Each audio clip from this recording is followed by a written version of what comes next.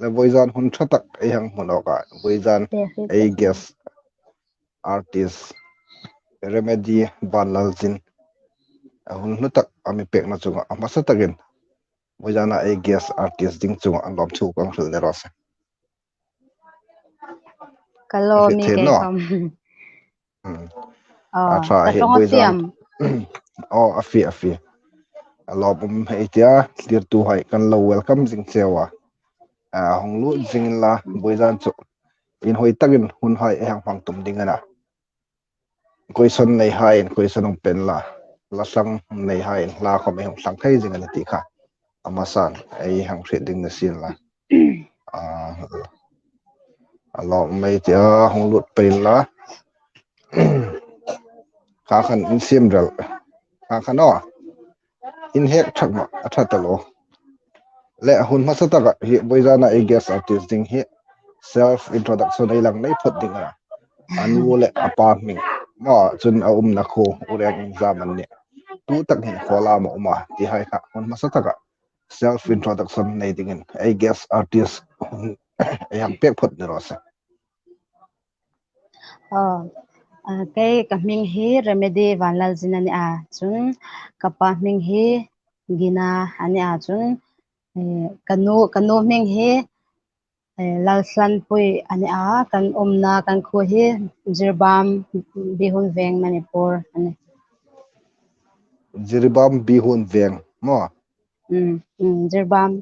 bihun veng manipur afi no mo ka tong afi chun urek exam in ni chun tu hin khola mi kan ureng hi pali kan na ke naw pang tak sun tu lai chu aizola ka kai hang fit nom takani tu taka na chu aizol ani ti kha ai lo creating sila e boizan hin artist sung em na sak thim em e hang sang dok na dana e aman thok komin impact na sak na ke e hang nei dingana e hon masataka la hi intik kuma ilo sak tanap amana ti kha mi hang ton pek nok la thaga te kalasak kum tak he akum tak he chu ka hrel thein la hi kan hnik em naw pang chi te kani in thoka ka sak anel ka sak nei chu so ve ta sak na kum hai khom elo sot ne tanga te ma tha lom na pang si ten thokin lai hong sak tung pa ya an no le na sak na ting pang hen e har sat na inei ngai he e hang be se ya hong lut no gal ro i out khomin ma network problem lai alo ni khomin hong lut nok la apangai bok khan hong lut no gal ro met fuk anei khomanel thea ei guest artist lo ha me dei te net tu lai network an phone kho bela lai chun hong lut nok ta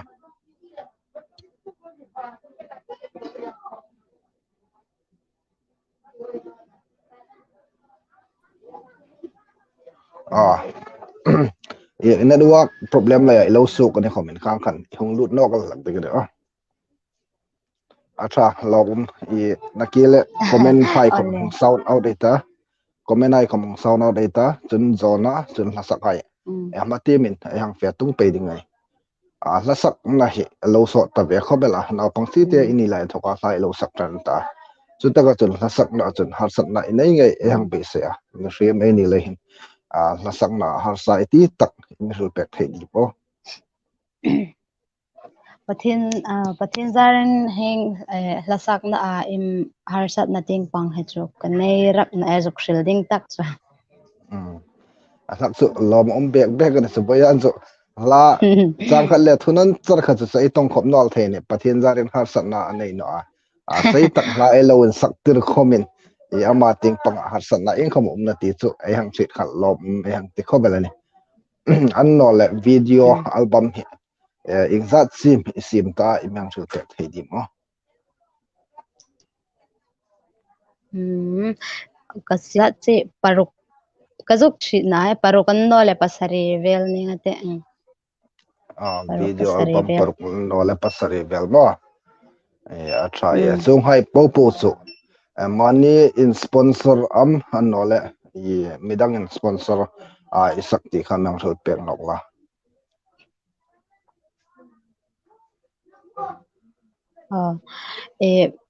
sponsor damani amo chun ang amasata ka kasim hai ka sponsor ang wong chu anel sponsor ang anel mi ka studio nei tu hai dam khanan mi simpe ka ang khan acha lob khobelani e khang sponsor e hang moi dam kha aro pui khobela e khang ai kha ei hung sukna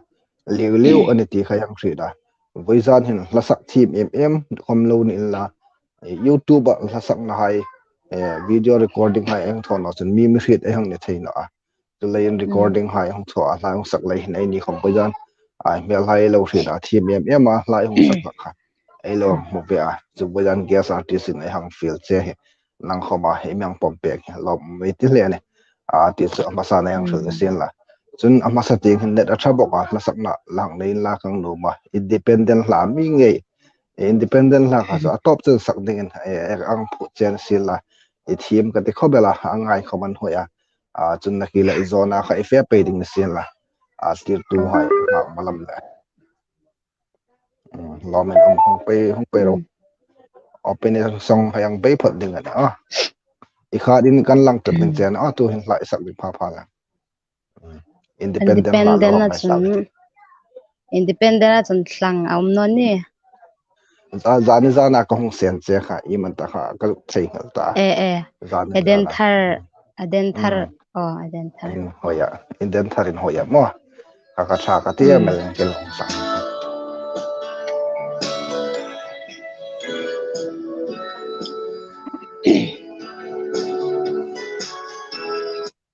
sakate an le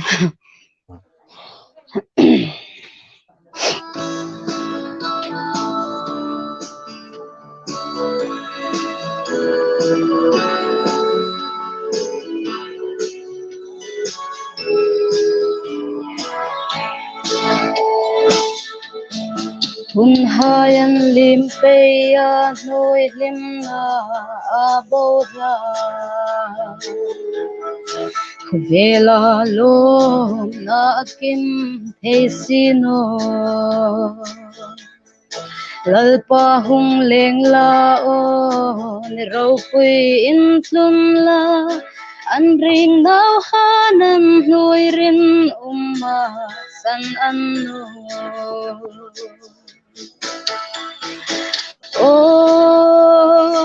eten thar in hoi chun mi thui la lungai taka in che hai kha leng za in la kan lom kim ta nga ta in pa pe kan se Kovel hi ngai ta nong kan ti ramma chun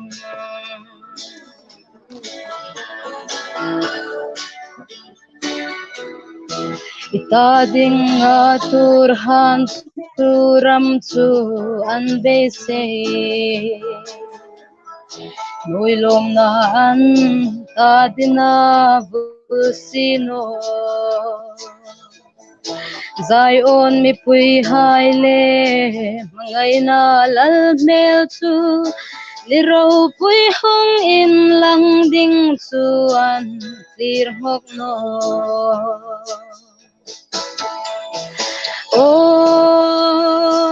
eden thar in hoi achun mi thui la lungai taka in che hai kha leng za in la kan lom kim ta nga ta in pa pe kan se khovel hi ngai ta nong kan ti ramma chun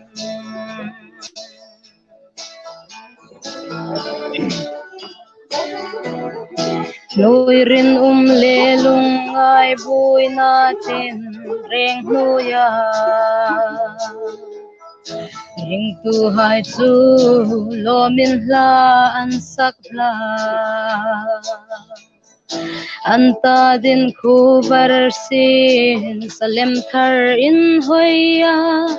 itrui khom hon ni ro pui nga inan sirla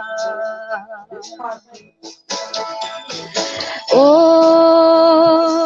eden thar in hoi achun mi truila lungai taka in che hai kha leng za in la kan lom kim ta nga ta in pak pe kan se khovel hi ngai ta nong kan te ramma chun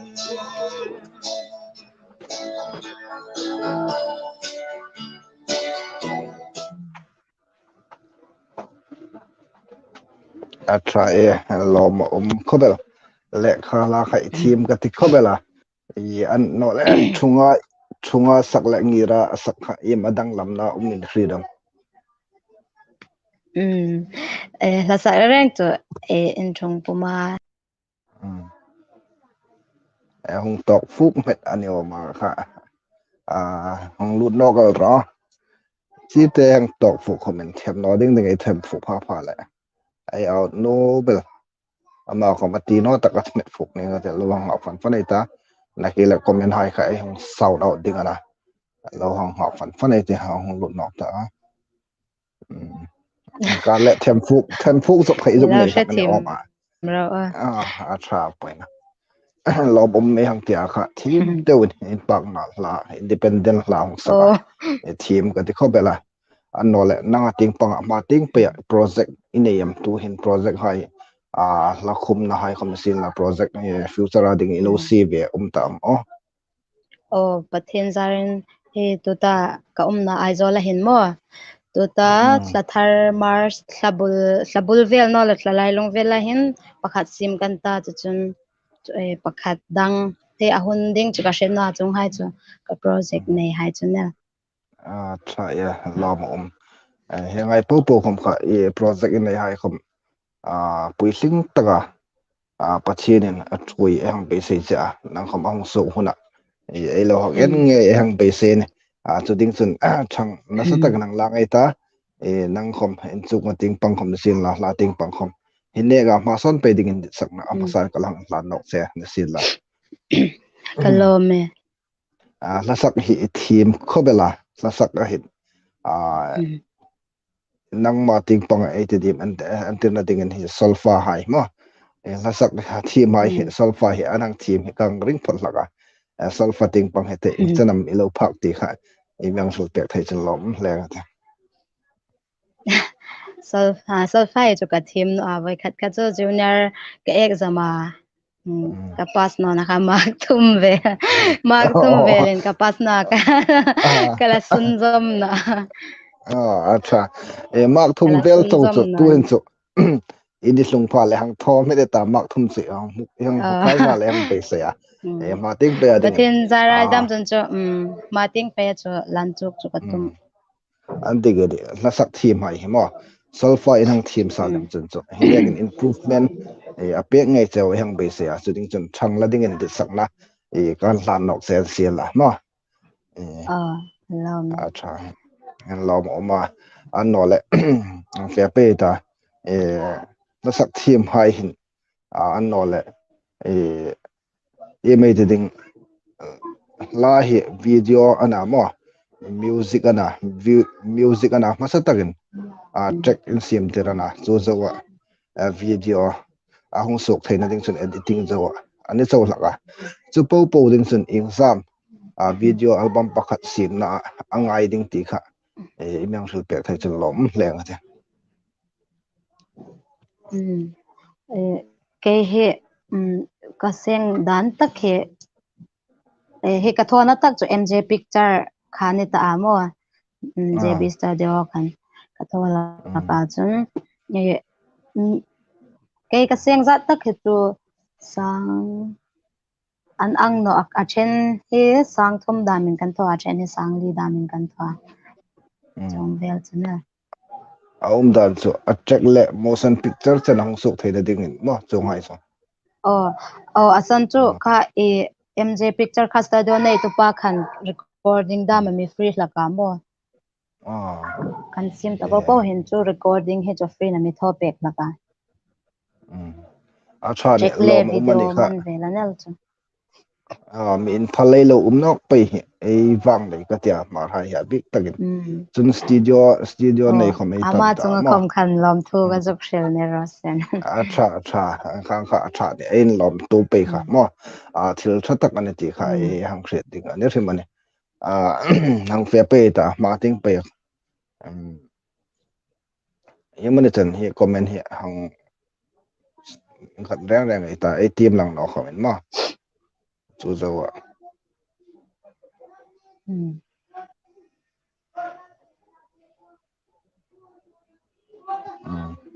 kha question ding om ang de wan ani a hang kan pek la sa ate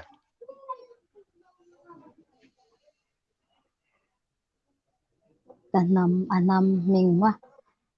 nang anam meng ti na de kanam ming he dik taka shel chun kapa he paite kapa ha hi paite an na chun naw pang chi te ni lain thok khan mar khan an hong te ka mar ti hin ka jek top ana remedy van lalzin mar an top remedy wala zin mar mo paite tong khom thim ding ti na ne sama ka tim na mang thei no le mani ka mang tim no ne an she cho shit ve zeu acha ye lom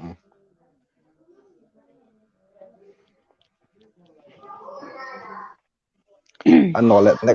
next question adingin next ka question adingin mar hai hi la sak ting pang hin ma ei lak thei dan ding ma ei son thei dan ding point is hit hai misal pek thei chal lom hot ka de mar hai hin ma ei son thei dan ding la ting pang hin is dom chen is hai pakhat bek ma ai son thei dan dinga ka shit ve hai chu hin lasak khom in la enjoy moi tu in la chun channel hai da me hang nei hai da me me de ding in promote dan hai he theme ve in la chun me de ding ri da theme na engkel acha thil kha ei pom bong ana lan thil kha ei pom bong ana hine ga ma ei son thei dan ding ti na ma mar hai la ting pang ei channel hai chun ei la sak hai kha in ngai sak to in la in share pe ke ta chung in tin mane ka shil thiu no in tin mane lo tha la tha ga ka shil thiu no ni ra chen acha ya lo bom ta lo tu ta ang thil kha ei bojana ei guest artist in acha ta ga ne me pui hai ei la sak thi mai en promote theina ding lam pui chu tu lai chu video album basima zor kha antak antano lein YouTube channel anhung nei via chu YouTube subscribe lo tho pe kha ei mo phur na len tak ani ti kha ei guest artist an thokai ngai sa kha lo reng ai ta boizana ei guest artist kom hin YouTube channel anei ngai hang pe se YouTube channel aming zik dan amang ngai shout out nang tho pe sin la hang ati YouTube channel ming chu remedy vanlal chin mar official te in kasia en nom chun mila subscribe te hey try remedy vanlal zin official in asia chun nakile hi in te boizana ei ho him na he to pha le description na ei boizana ei guest artist nu channel link ei hong si dingana ala subscribe no ei chun low visitor low subscribe ding ei hong feel ngal le rose anole mi pui hain mar la sak thim hai hi la sak thim hai hi ei choi moi tok in rit viam chulai tak cho imang sul peng nok he chlom leng ate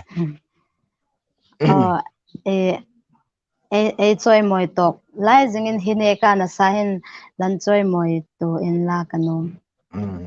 acha ya lom ya khan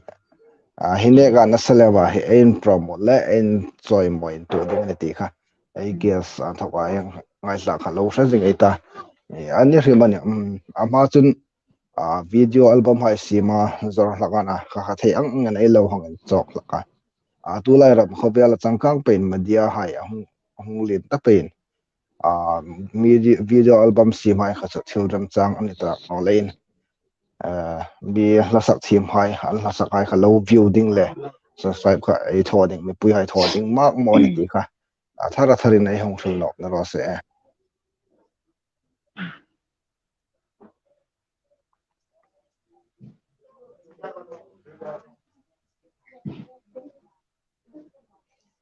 thim mo na ke la ai hong sak tir pe ding ana hosot min a thim talo independent la ka ke ka low in man wang ani a thim ka ti talo khania ga thim tak tak khan ma teng pe khom la hong sak pe ding ana sir tu hai in reng an lo hong atop chen sir ding low ending ai hong an feel ne ro se an no le khovel la hin rampung tam taka uma chu rampung hai chu kholam injin nom tak i munum tak nyang sul pek la sa ka te ifen na zong tak Korea na ka Venom Korea na mo chane Arab flag Venom le monum na ding chun Korean ka mon talo lo cái không cả lâu muốn lắc rèn ấy muốn đồ ăn lom ấy thì không ấy là phải đọc điểm chứ mà ấy đâm sung là chỗ yên kim hiện in ta nè ở tiệm bát thiên ring nó cả không ấy phê thu del thì không anh lom phê nôm là hay nôm là muốn nôm là hay nhau sẽ bẹt lấy lom hay hàng tiếc liền này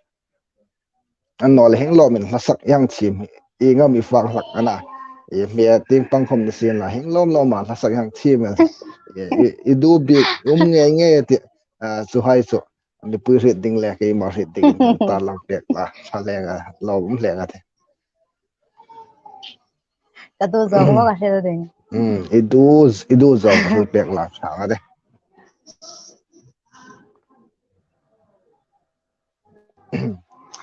cái đó giống cho mẹ hai con mà mẹ hai con được xin là xã không được xin là mẹ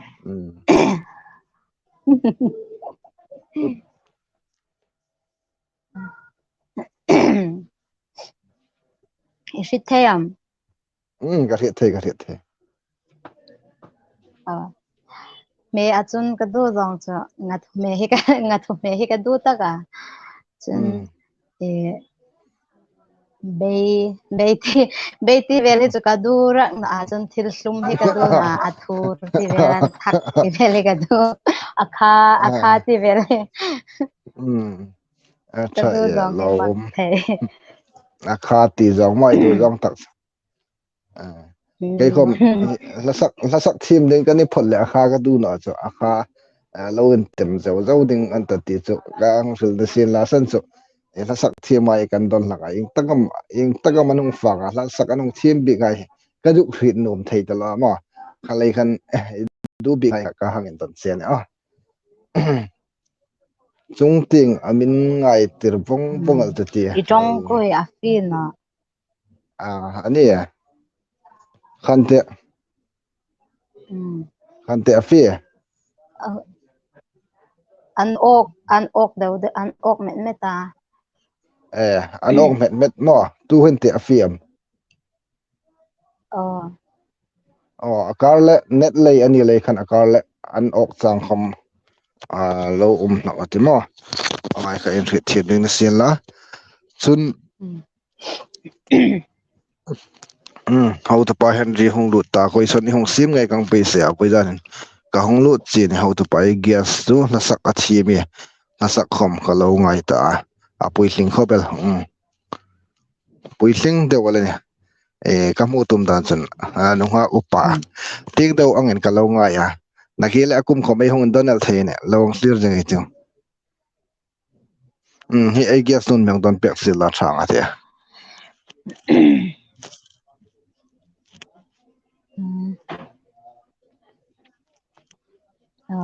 ka ming chu remedy van lal jin ani a kan veng ming chu bihun veng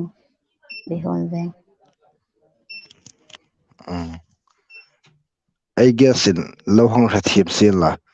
alu le suk ai ni lehin ayan clear tu hai khom akar le idon da sa khom repeat kha hongai na sang ding ani ti kha ama sa na in rit thim dinga ela jok sul ne rose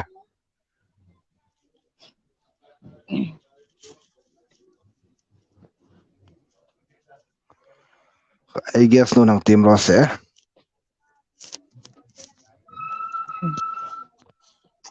Andring in ka tim ding mo anring na tim na khoma poino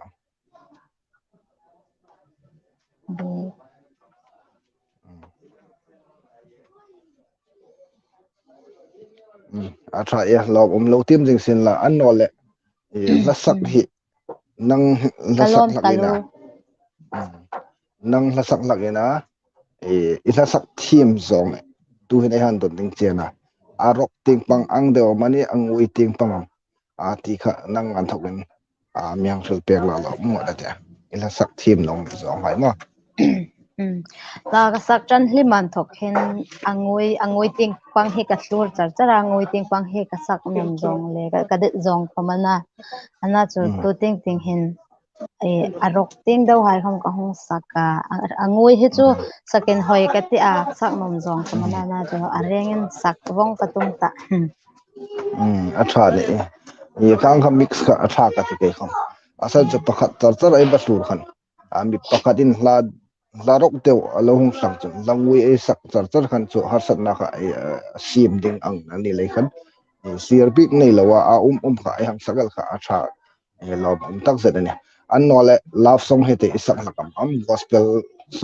gospel ha chau he love song tak he chu kala sak ngai no a chu i mani chang yang an suklim na chang mi zo folk song hai hamo ka sak zeu sak mi zo folk song ang che ka boydan hin pilral ni sa ti hla da man hum sanga hi ting pang he che thiem zong kang ringa trek alorem chang no khobin mo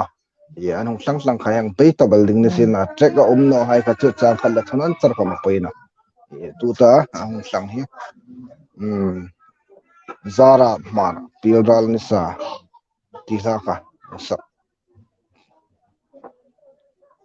sak sil la ti kha rukya song pe kha sak thai ding chun lo mhleng a ti trek gi nei am nei no nei pilral ni samo trek gi nei chun chu yemani ten bek chang khat le thilon chau kha chu angai an taka ei ngai man na net ami thapek nok no lem chun chu hang khan ei ngai ma ina mi bo pek nok ha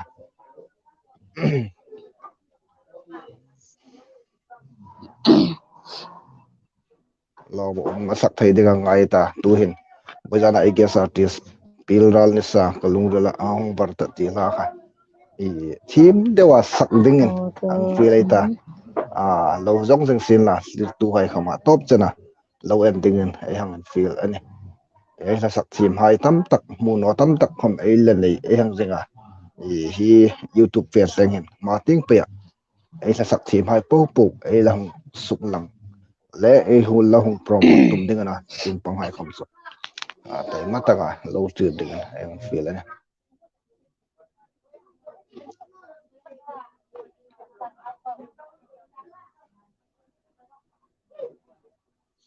pilral nisa kalungdala hung barta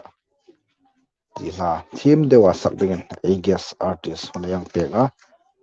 mobile check hai khom ready sa in khom no lein lo hong ma fan dingin en feel ani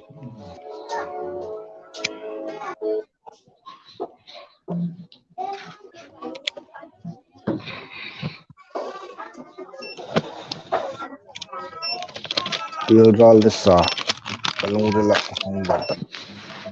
zara marin hong slang he tu hin guess artist in hong sak dingin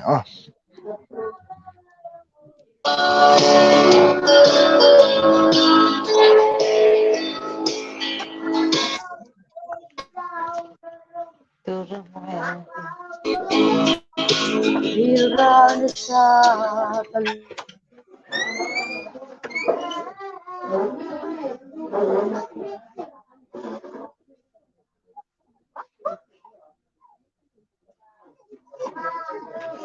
Agi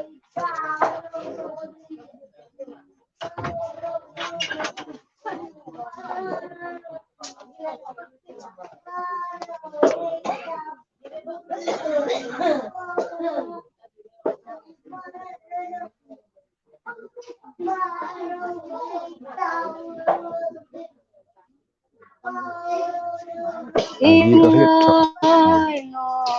kapamay na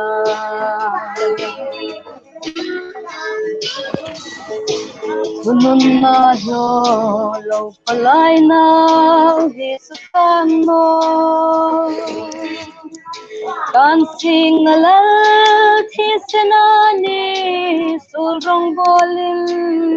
hang katimo satuna lunding lalsino tu atunun na katurlayin lung rimitnin o minsilnitin kasitim ngay no kapamangay na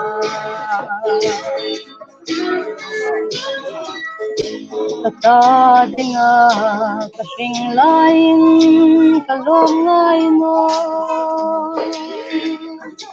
kalal Krista kau na ang isag may sama kaimlas malsom na tuy kurlom na nahong patunun na katulayin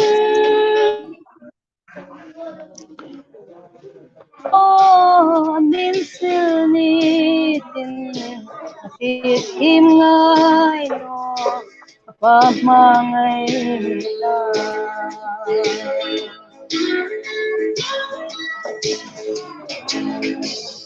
yan kaos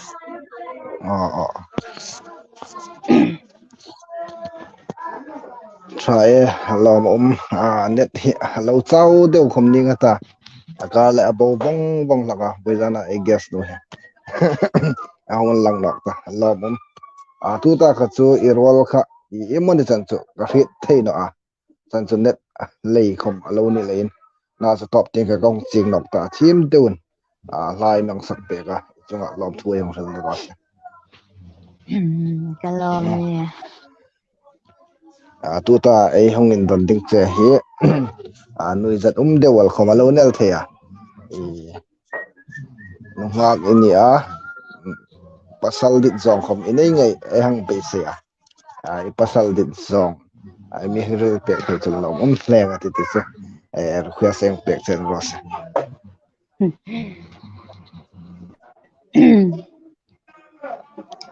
pasal kajong shite ka hit thei kajong ko shita no ne ka hit thei chong ka hit thei fil ro pasal pasal kadit zang sakte chu pathin tri mi chu edit seng karenga to khaman pathin mi chu ping khamma fil ro zak nora ime itong isil kasi na fil pe ro pathin tri mi kadit ta chun figure ting ve dongin sang da kadit ta mo lin bek kadit na lin bek mo edit no se cha ya lom ta lo adungin noi nelaw adungin noi nelaw adungin sang ngai mo boyan tuta I guess artist in ahung ril kha ai lo umani sin chu interview slingal theini om takane unau examine nia chun I permanent address imril pek theiding zon ban kalan thokin question ani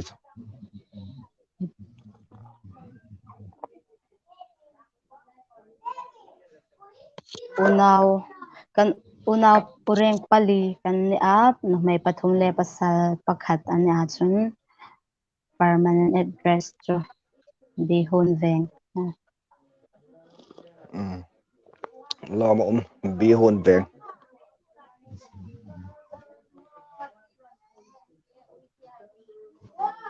isi thai ka chong ka hit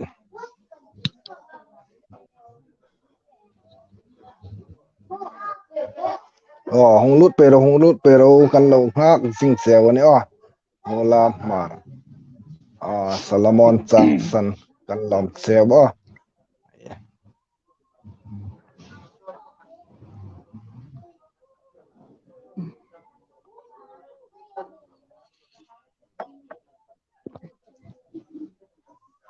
voyan chu independent la bua mi khosot deu hai kha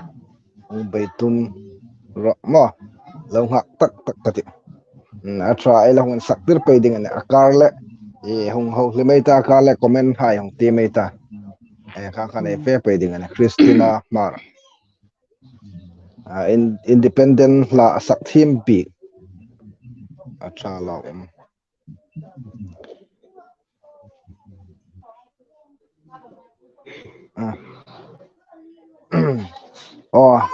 pathian zarin boisana ai ge sarts se la sak na ting pang har sat na ing khom anei no har sat na ing khom anei no chulein ai thei chen chen hun hai hang mang ding na net din mi dai chen chen la ko mai hun sak tur ding na lawang sir jeng eta a singilam ku he zona nge karinga ke yan thokin ka zo ke yan thokin indon ding ka tia chu hung ka thawan ti ka tia singilam ti ne so anga in hoi reng ati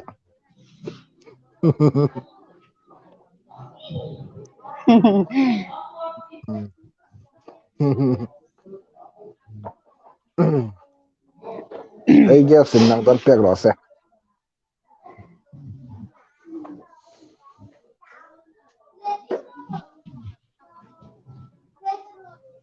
a singilam anti che chu hong don pek ro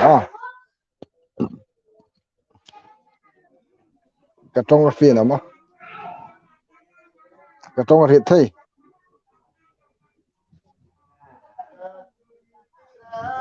kasingal an ngai tu bung bung ka singilam a try lo mom ala single ni chu ye George LBT naketa apasel dit zong hai kha nanga ya lo be ani chun interview pela lo sang pui thei ka che remedy to like ocean la kha thei chun sak ro se ona kele I lo hangan chik ai ta mo asak thei ni chun nakela el sak tu dingen hang si tum le meita la sak hi an no le inule ipa in anin hik pui se in treat ve am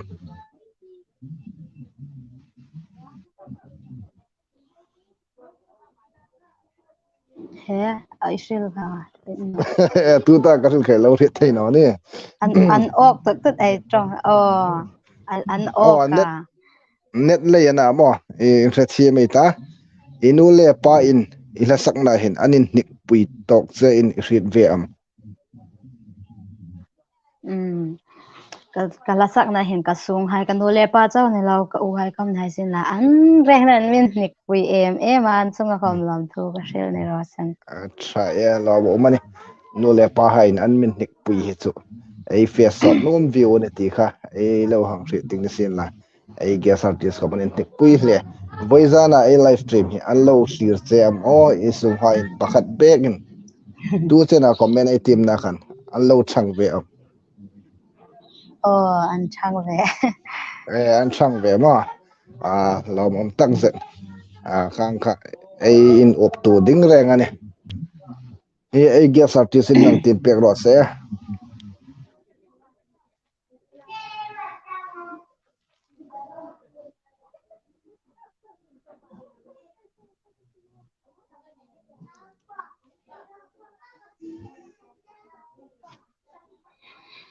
pakhat khat in hung don la lasak la isak in inun chom tu in shri tam ti heng don masata kata kasakhin kanun achom ema mi shri mai na khovela umena suksul tam tak tho sul tam tak ai nei chang oma sula ai thluk chang hai khom oma an sila khom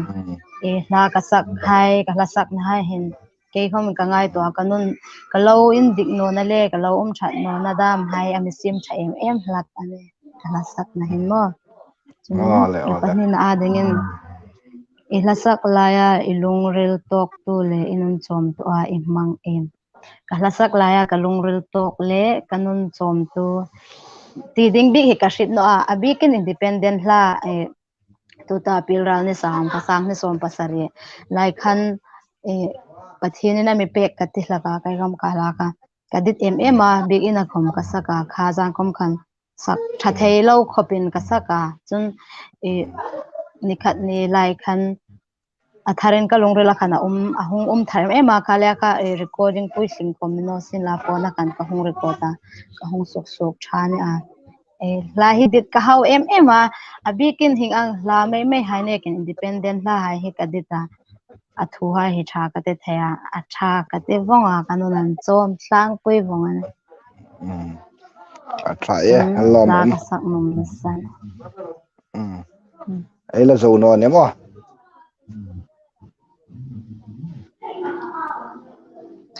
ai zo di man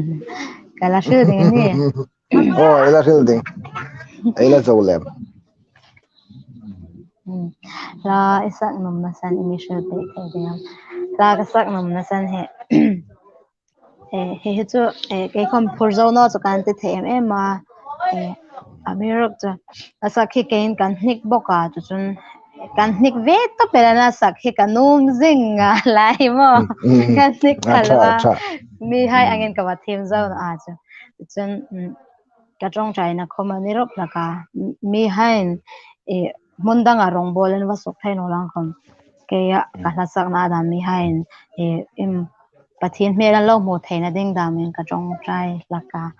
chun ring tu hai hi ingtinam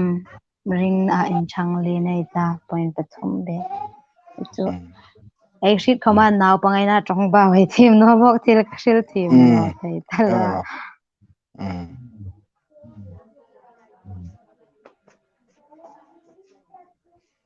thei angang hin duk sul pek la mo ring tu hai en chang lin na dinga point pathum pe ring tu hai in chang lin na dinga point pathum ring tu hai ingtinam ring a in chang le nei ta zuk shil dan ding kam sa ka thim no ba ring tu hai en chang lin thei na ding san chu ke na pakhat naung hril kata nangena panhi na pathum na hril da te ring tu hai en chang lin thei na ding chun ni tin bible changkar khat bek timin la chu ring tu chu an chang lin ka ring ani ke nangena panhi na le pathum nang sun jom panhi na a ding chun bible team el cho khom na long trong trai na he a thai ema ei bei dong ei lung ngai chang khom na sin la ei trong trai hin im ei ne hin thamung na tak tak em la ka abi kin ke khom kan ya ke hi mi khosot pe em khosot the mi kan a chun mi klasi ol kan ni boka I mani thil chi te azo ken phuk no chun khan kalung nur nga la ka chu pa pa le ka trong trai a bible dam ka tim la ka kai kom khan en chang len na den chun chu bible tim hai trong trai hai he chu hat chat pa kan thai lom talo Henry Holgo equation hung pe gai lom ka ti khobela hi don chi ding chi takani equation hung si mai kan lom che mating pe kam equation hung sim pe ding ka sak mal che ba Solomon Johnson team 3mm angai sa an hoi thei bek athra lom chen question khom ka inung sim thei jing ani ama la sak reng la li su zar ti kha ong sak sin la he en sak ter ding ne tu hin network khom athat lai taka hoya mo tu tak hin ama in ala sak nge tu hin zara marin ahung request na angin tu hin hun ai hang pek no rose chang khale thunan chong sakate a e thu ni ro se ai tiang deuh khan ana chun net alo in fuk fak no chun mo chang khat le thunan chau khat chu net in ami lak mang pe pongal lakan antina dingen ai ho hlim hi chu a tha lai hang sak pha la hin a hong poi met lakan poi no re nang tun no sak pek sil la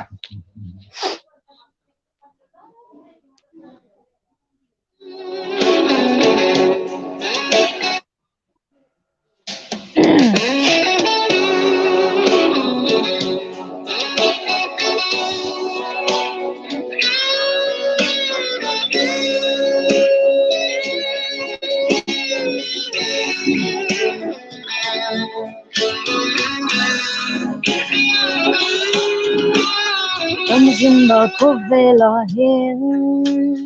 lung lên có số tiền ta mi nem tu ding tan vai rui rom ma kim eng tin nam mu thei ka ta mi hung eng za na hung tung bang lam sung thei si lo kan nun na be dong le cha ba pa min Kata ding alom na fam kim su la li su Kur po hai pu ma hung la hung so rau Ko vel hi bo sin không ka thu pa khat không bo ra no ni Sul po te sen thing him ma chung Hurry popo Calvario satum Gazing in Jim Amanani Kope Hinas nein Eto nokta Krista Lali Suzari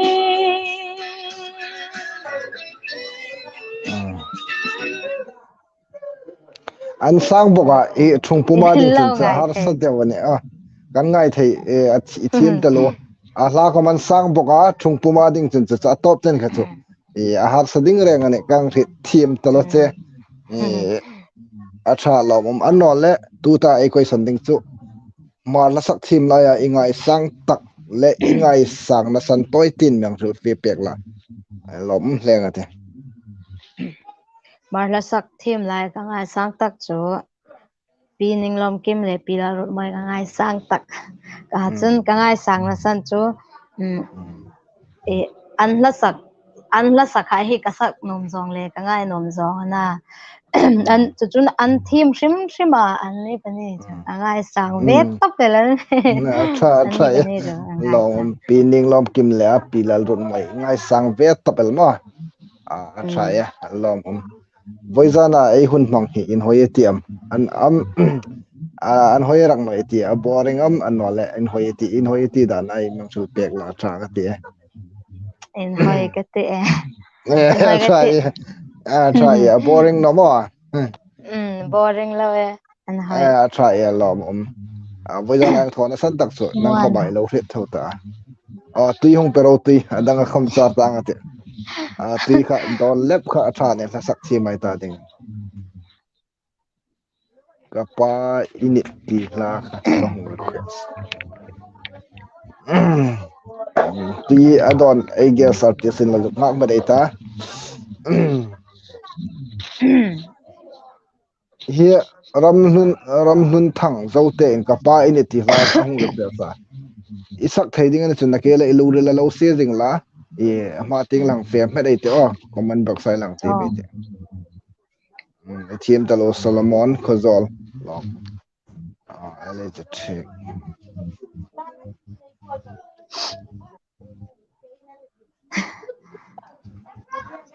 how the pasal dit zong lo ne tum chai ka te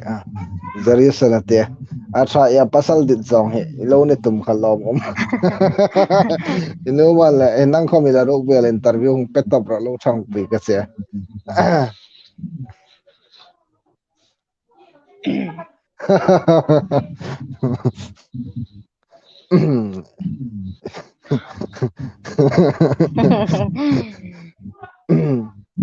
Number ka arit no dengan ni lain intak deu ti hengin thong ai ti kan number ka text la bojana ai guest artist nu number hello pet papel ka se bihun veng so iti kholai district am kholai state am ti kha imirhil pek thei chulom leng ka ti acha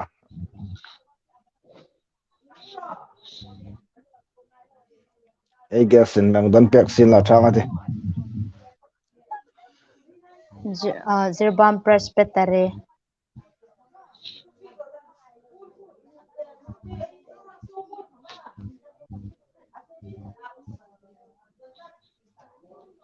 Toro.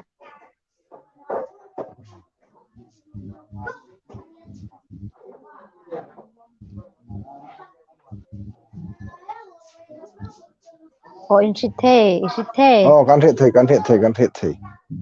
talo district kha Ziriba mana state kha Manipur anno tu khan umna kha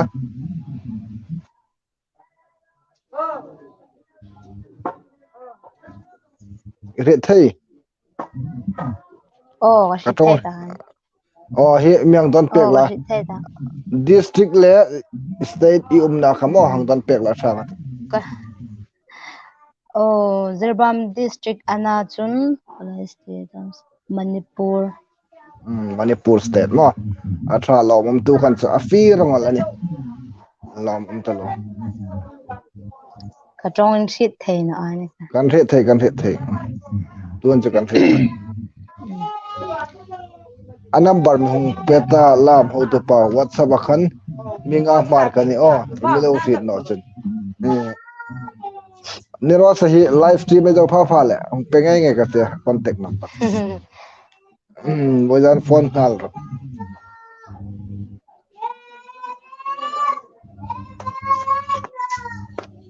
alo hil ta chubai kha chi mang hil pek nok ro se SL Operator official pasal de zong cho pathin 3 minutes in la chen thau bek lo thau lo lien bek lo dungen sang ka dungen sang dungen hnui ne lo ma SL Fighter official idungan hnui chen chance nei no tine independent la bu ami silung ram saler ti la kha un sak te ho to pa silung ram saler ai rel laka kashit ngai no silung ram saler hola mat ai guess artist in alo rit ngai no lein rit thim na kan request ram dim chumo kapa ini ngai dum takan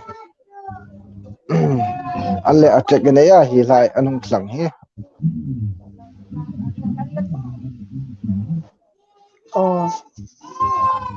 lo nei mo an ri ching le che ne mo hi long sang thei ngat hai hi chu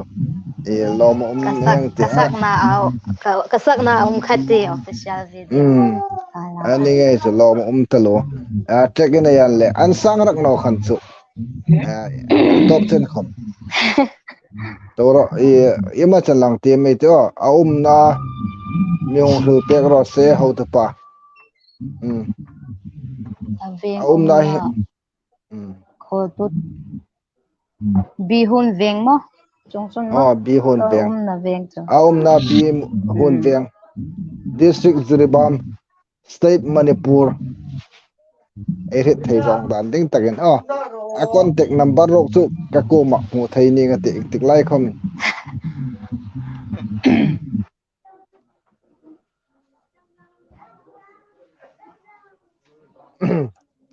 tuen che action hong tho ding an tanam a thiem ding an ta adung kha 5.3 kani kadung chu 5.3 kani ati atha lo bom ahong in pok nga le dung toy dit rak no le khan mo 5.3 chu ahun to kani ri dam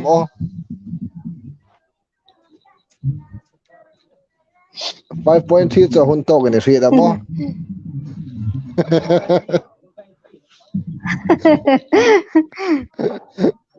hun to thaw ti 5.3 ai chmo an noi no ko be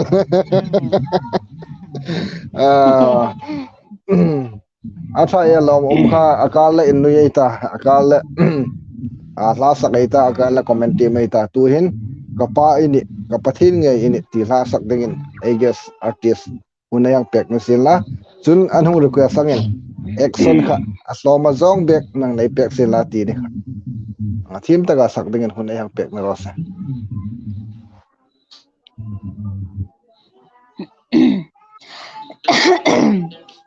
alai kalau bai hat rak tanol then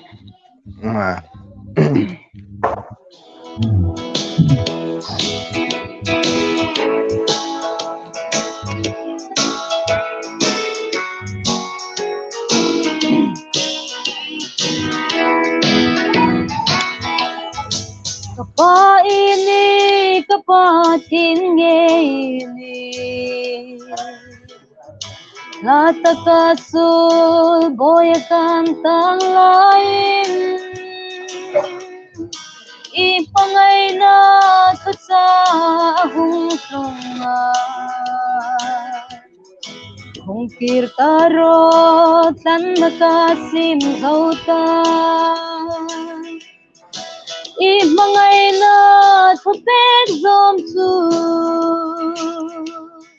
insiran ungay no molal pa nuya mile bandi tenim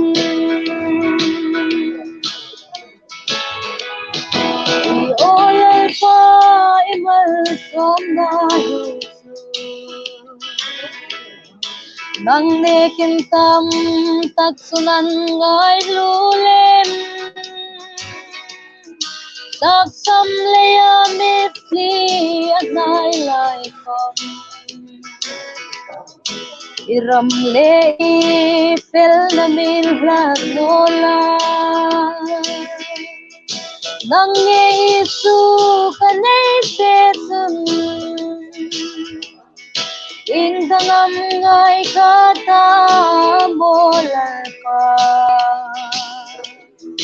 inki maka inkin ini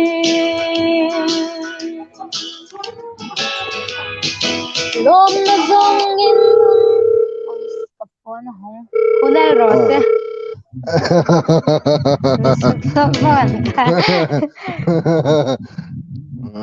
kalau flight mo na fly mode chun so boy da na in big dog nol ding ana mo apoi na fly mode khan chu in big dog nol ding na dai ko mo phong ding ana apoi na ka phone hai ka chu phone dang ka mang ka he phone hai ka chu hung ding reng ang sip to bai ta atha lom ta lo thim teun la yong saka la bai ha ting pang hi te la hi voi khat sak ding hin ni exam chup te laka solo yesini boka lahi chu kan nik na zong khomane boka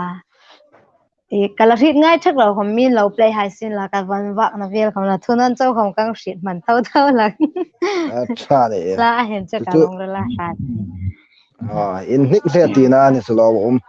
la bai hat khom hi solo yes ting chun ne por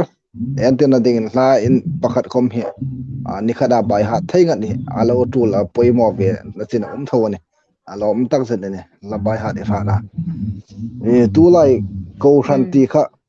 pulal ngai sang arul pa in ahong phut ngoi mong sak pek ngai dingin nakele ang tingai ta tu kan la pakhat hong sak tau chi ani lai khan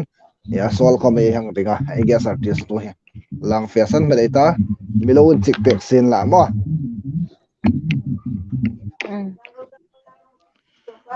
a single tak tak si ti hi ka ngai tu na sip li man ta ho to pa hong en dan thar ye oh I guess artist in nang tan pek ra se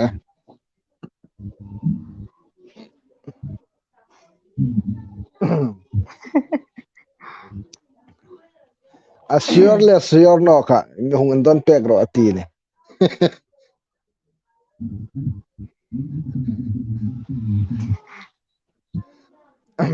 alung rela cha asit lip ni nga single tak tak tak tak ane so tu normal like contact number kalau pek thai che chang pui comment chang pui thai ne tu lai ko ran ti la mi sak pek dingin kang lo ngak dingani o lal ngai sang urte lo ngak me la na kile ala azama anana sak ding kha I an lel deu lak lai dai ge sar ti sai ana kile sak dingin ayang puting ni ata thim tho tho lungai nor mel tra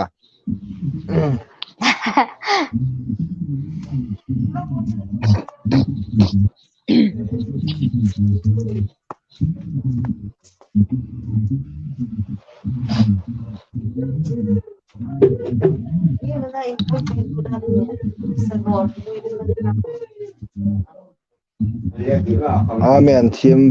wang thei ngai ye ngai sak man thei ye zani mo suk ne phading ani e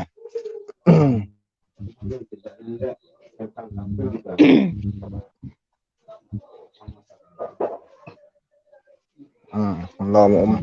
kalom thiam talo vong amen ti dam tam tak ang dong lo mai tia ma tik pe ya thiam pe dingin adit sakna kan hlan chen sin la pe kham boizan hun thatak hai mang pe ga question zona dang tan chun suk top bang an ta amero gal zo an lo hlir jing ani lein naketa an na sangkha man ta kha o ka juk thei khal nok ta ke ka re song thei amo la kir nok ma dei tu lai ko ran nan top ma ding takin tu lai ko ran ti la kha ang sakin la un suk to bal ding sin la thang ti mo vai jana ting ahong lu tharai red ding vai jana ge sa ti sin YouTube channel anei ve a YouTube channel chu remedy banlalzin official ti in YouTube hai sarsin illo mathai jengani chun he zo tar hin description link ai hong setting ana chu la subscribe no inom chun subscribe ding ana in feel ani do sur sin khom barin room sin khom ila sak nga in hoi tho tho atra ya tu en thim de wala sak ding in nakita an hong sang kha ela ri no kakala sak ding tu lai ko rak check ai nei lam chun lom hleng ati gas du him hel sha ga ti zong tak ani Zamson filmati gas du him mel sha ga ti zong tak ani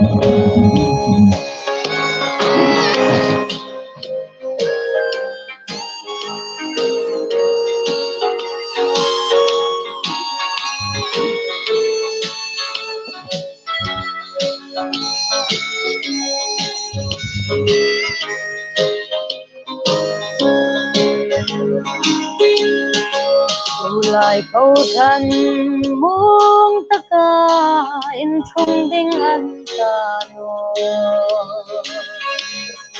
đêm là ra ruột ăn tâm tiêu tin reng ăn thăng ấy là mẹ má là đâu tu hà ăn thâu nộp đinh ăn cả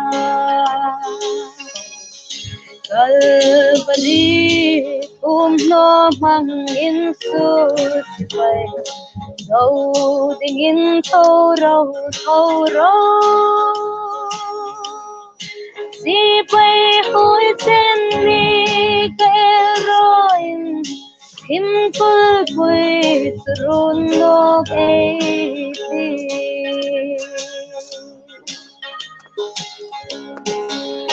về sul ai ngắm nông hai sul ngân thâu nộp anh trôi tu se tan rồi đâu na thu man si ring tu in ho la lem ding in an nim tim ru no ta Kalbali no mang in su bay râu tình in thâu râu si bay hôi sen mi cái rồi thim cul cui run nok e